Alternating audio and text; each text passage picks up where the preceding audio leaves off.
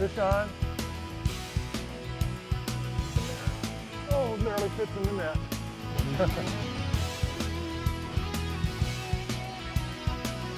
All right, let's get that scud out of there and get him back in the creek here. Okay. There's something so special about a stream in the dead of winter. It's quiet, it's peaceful, it's serene. But then you know what? You think about it and you realize it's filled with fish. Hi everybody, I'm David Sparks. Welcome to this edition of Snow Adventures. This week we're going to visit the beautiful state of Montana for a little winter fly fishing. And we'll drop down to Wyoming for a look around the famous Jackson Hole Ski Resort. And in this week's Tech Tip, professional skier Rusty Squire joins us to teach us about the finer points of jumping and catching air on our skis. All the action is coming to you right now on Snow Adventures.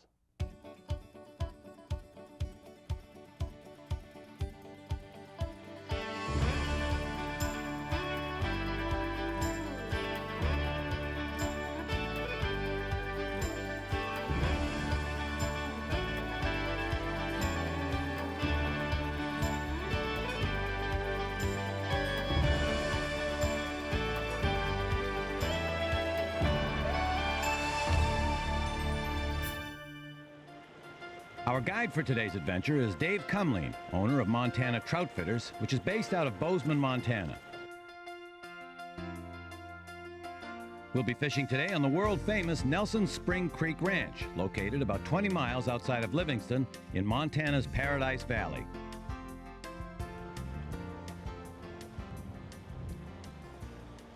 As I was walking down to the creek today, I didn't see too much activity on the water, and it's sort of windy. It's about 40 degrees. Don't think there'll be much dry fly activity, so I'm going to nymph. I've got a scud pattern and an egg pattern on here, and we're going to give those a try here in the creek today. Today at Nelson Spring Creek, we'll be fishing for browns, rainbows, and the native Yellowstone cutthroat trout here in the creek. Nelson's is a very rich and productive stream and is home to some really nice fish. And with any luck, we should see some of them here today. As a matter of fact, I got one right now. A rainbow.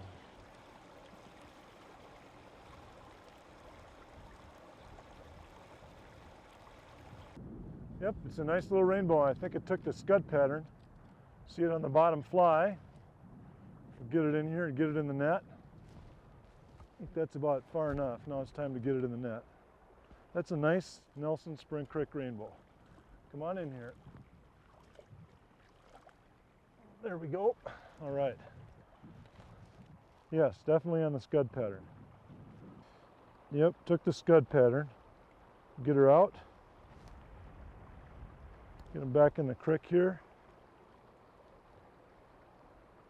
Nice little fish. Alrighty, let's get him revived. There we go. Give him his equilibrium back. Starting to swim a little bit. Okie doke, there he goes. You know, I really enjoy fishing here at Nelson Spring Creek. This is one of my very favorite places to fish. The ranch has been in the family for a long time, and the hosts, Edwin and Helen Nelson, are really gracious people. It's a gorgeous place, really rich, full of a lot of trout, and I just really like coming over here. As a matter of fact, fishing here in the Paradise Valley, the whole valley is great. There's, of course, Nelson Spring Creek, and then just a ways down the river here is the Yellowstone, which is great fishing in its own right. And then we have Depews and Armstrong Spring Creeks as well, and some really good fishing on those. A lot of great fishing around the Livingston area. See if we can get another one here.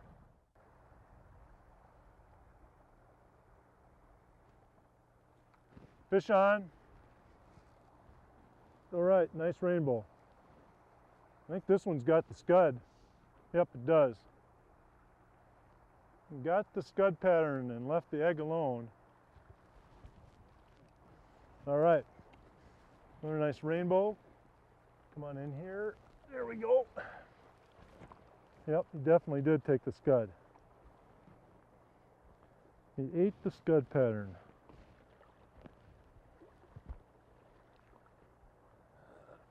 I love that scud pattern in these spring creeks. It catches fish to beat the band.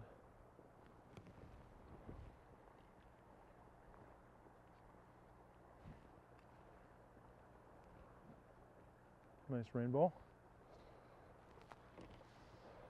All right. Juice up here, fish.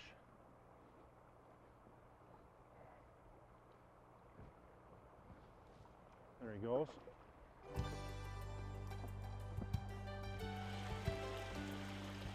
Let's break from the water for just a minute to take a look at Dave's Fly Shop.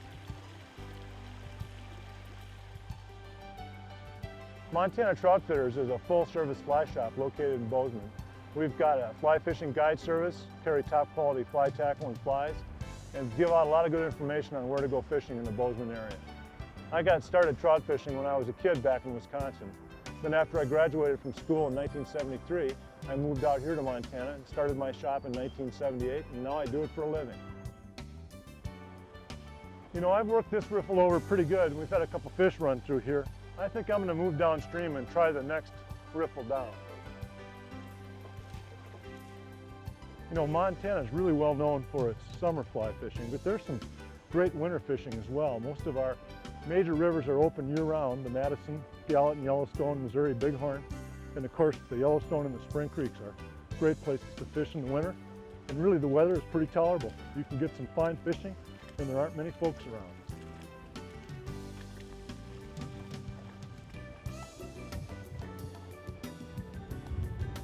You know, this is really a great time on Nelson Spring Creek today. I wish everybody could get out here and try this winter fly fishing in Montana.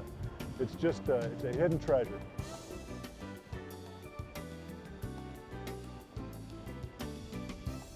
Yes. Ooh, this is a good fish here. This is a good fish. On the scud. Here it comes. Yep, it's a brown trout. That is a nice fish.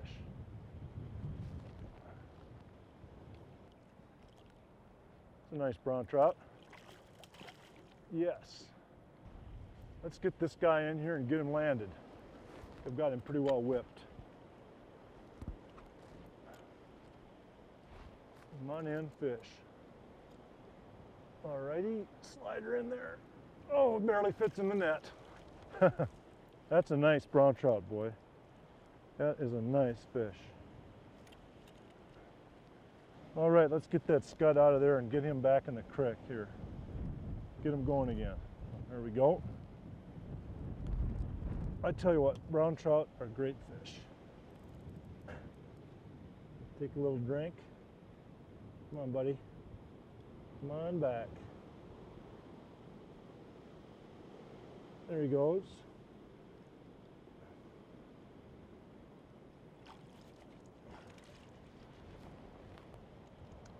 I'll tell you what, that's what it's all about right there. Winter fly fishing out here. Peace and beauty in Montana in the wintertime. The mountains covered with snow, not many fishermen around. Some great fishing here on Nelson Spring Creek. Makes you forget whatever else you might be worrying about.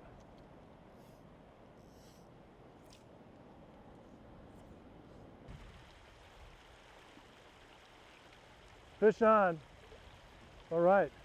You know, this winter fishing, it's great. Most people don't associate Montana with fly fishing in the winter. I mean, everybody around here is skiing right now, but this fishing can be really good, especially on the spring creeks.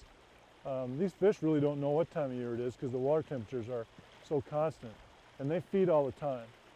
Nice brown trout. Get them in here, into the net, and get them back in the creek. Oh. All right. All right, this fish got whacked in the head by a heron, it looks like. He's got a pretty good bruise on his head, or he could have got that from spawning. The males will, and that looks like a male with that big kite. The males will fight and battle, and that'd be my guess. He probably did that with another trout.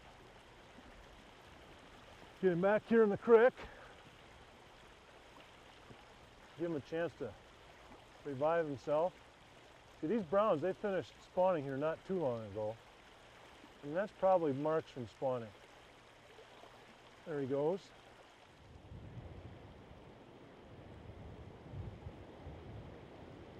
Before we leave Nelson Spring Creek today, I'd like to talk a little bit about the equipment that we used. I used a Winston 8-foot 9-inch 5-weight, 5-piece travel rod. Got a Lamson reel and a weight forward floating line. And now I'll tell you a little bit about the flies. Caught both browns and rainbow trout today. Used scud pattern, a little gray and tan scud. That's one of my favorites.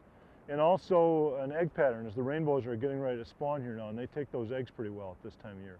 Those are two excellent flies on the Spring Creek. Fished them on 9-foot, 5 and 6X leaders. Those two fly patterns always seem to work for me in the winter in Montana. If you're ever out here and would like to try some fly fishing in Montana in the winter, look me up at Montana Trout Fitters in Bozeman. I'd be glad to take you out and show you some of this fine fishing. I hope to see you on the river sometime. If you like to catch air, we've got some great tips coming up next, right here on Snow Adventures.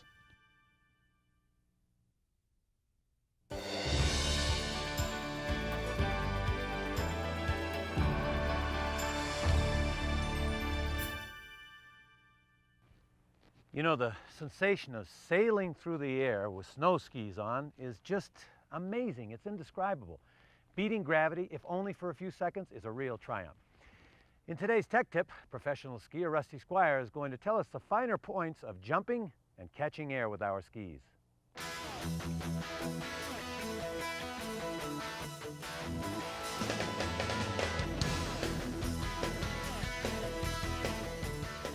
I know there are a lot of you as skiers out there that really enjoy catching air.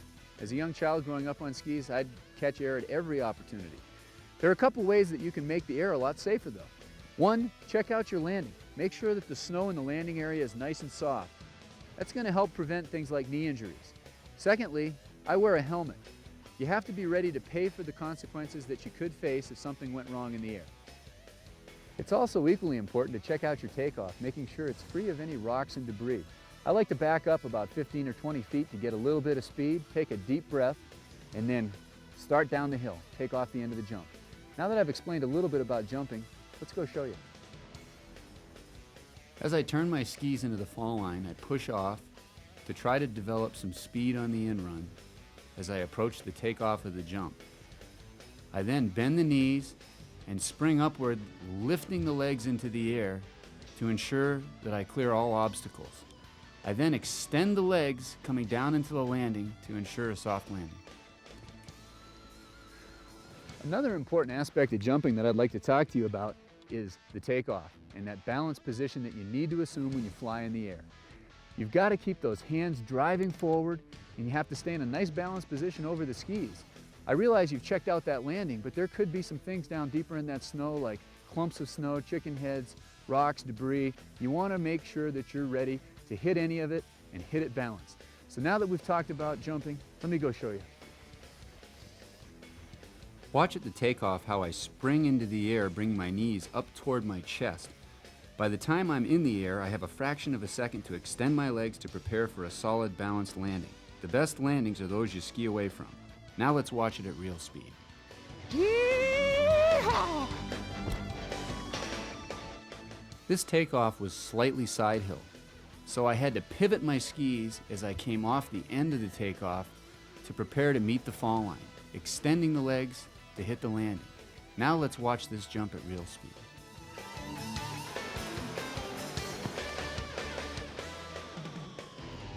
Well, I hope you learned a little bit about catching air today. Catching air can be a lot of fun, but it can also be dangerous. So please don't do it if you're not comfortable with it. I'm Russ Squire, and we'll see you on the slopes.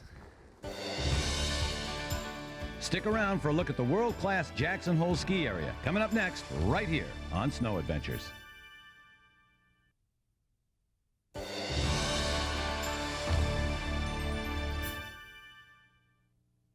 Ever heard that old expression, you can ski all over the world and then you go to Jackson to learn? We're about to find out how true that is as our next adventure takes us off to the Jackson Hole Ski Resort. The Jackson Hole Ski Resort is nestled in the northwestern corner of Wyoming, almost right next door to Grand Teton National Park. Jackson Hole Ski Resort has a very rich Western history. It began in 1966 by a California ad man named Paul McCollister, who came out and found the Crystal Springs Ranch, which was actually a working cattle ranch at that time. Since that time, Jackson Hole Ski Resort has really become known as a world-class resort. Today, the Jackson Hole Ski Resort has 1 aerial tram and 9 lifts to access 2,500 acres of skiable terrain.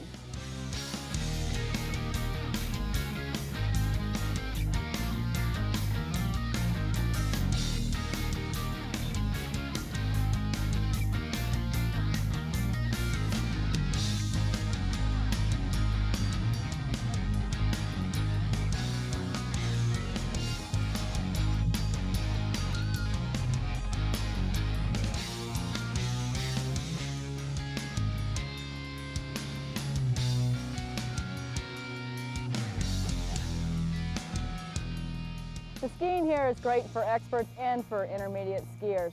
The expert skiers love it because of all the open terrain that's not groomed and the deep powder. Just this December we broke a snowfall record with 215 inches of deep powder, and there's nothing more than an expert skier likes than that. The intermediate skier loves it because the other side of our mountain, called Opry View Mountain, is nice, rolling, groomed, blue trails with a few beginners down at the bottom.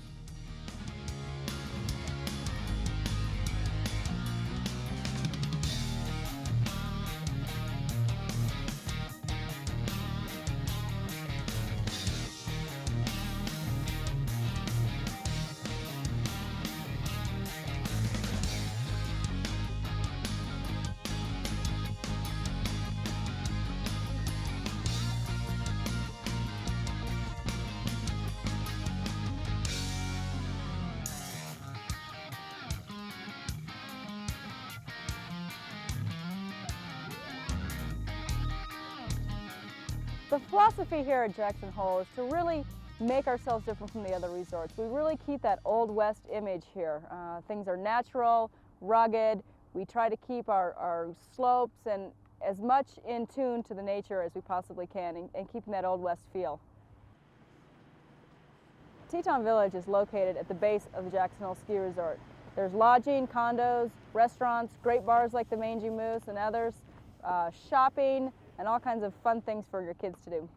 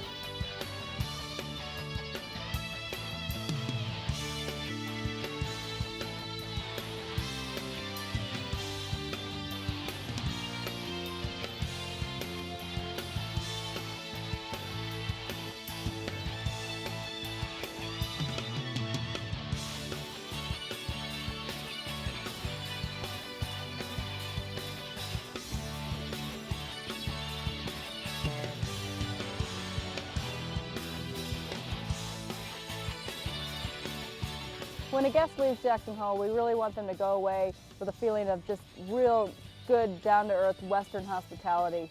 We also want them to go back and hopefully remember the great powder skiing they experienced. Before we leave Wyoming's beautiful Jackson Hole area, let's take a look at another of our favorite adventures here on the Tetons. It's dog sledding with Jackson Hole Iditarod Sled Dog Tours and musher Maria Hayashida. Jackson Hole Iditarod Sled Dog Tours was begun back in 1982 by Frank Teasley. It's the only outfit operating sled dog tours in the Jackson area. We offer full day and half day trips. We got our name, Jackson Hole Iditarod Sled Dog Tours, because most of our clients are familiar with Alaska's Iditarod, which is a 1,200-mile race from Anchorage to Nome. Several of our dogs, actually most of them, most of the 150, have already run in Iditarod. The ones that haven't run in Iditarod will be soon, in the next couple years.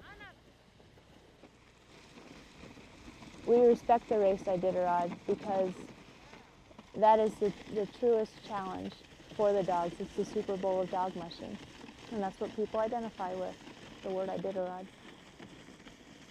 A good sled dog, what we found out here anyway, is any dog that pulls a sled and enjoys doing it. Attitude, to me, is what makes a sled dog. Specifically, these dogs that we run here at the tours, each of our Alaskan Huskies can pull about triple their own weight. They say if you hook up a team of 12 dogs and you put 200 pounds, including yourself, on the sled, that team can pull for 12 hours, going 12 miles an hour. That's just an average. The Alaskan Huskies are known for their mental and physical toughness. The hardest thing to do with an Alaskan Husky is to get them to stop. They don't know when to quit, and that's why we love them. These sled dogs really are part of our family.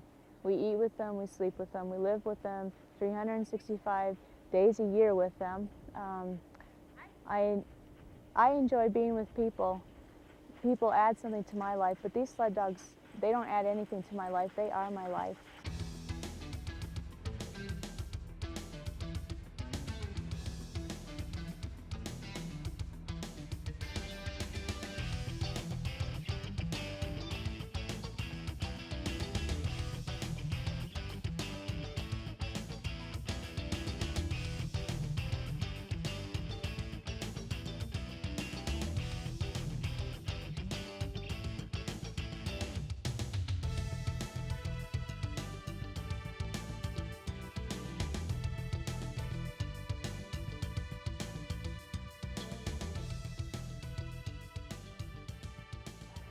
The area around Jackson Hole is perfect for dog mushing. The state of Wyoming has over 1,500 miles of groomed snowmobile trail.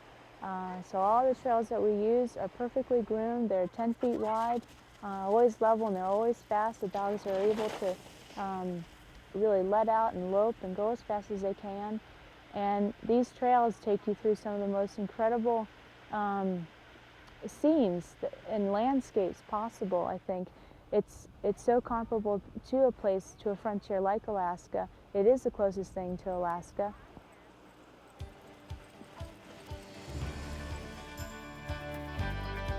Don't fly away, because Snow Adventures will be right back with more from the mountains after this.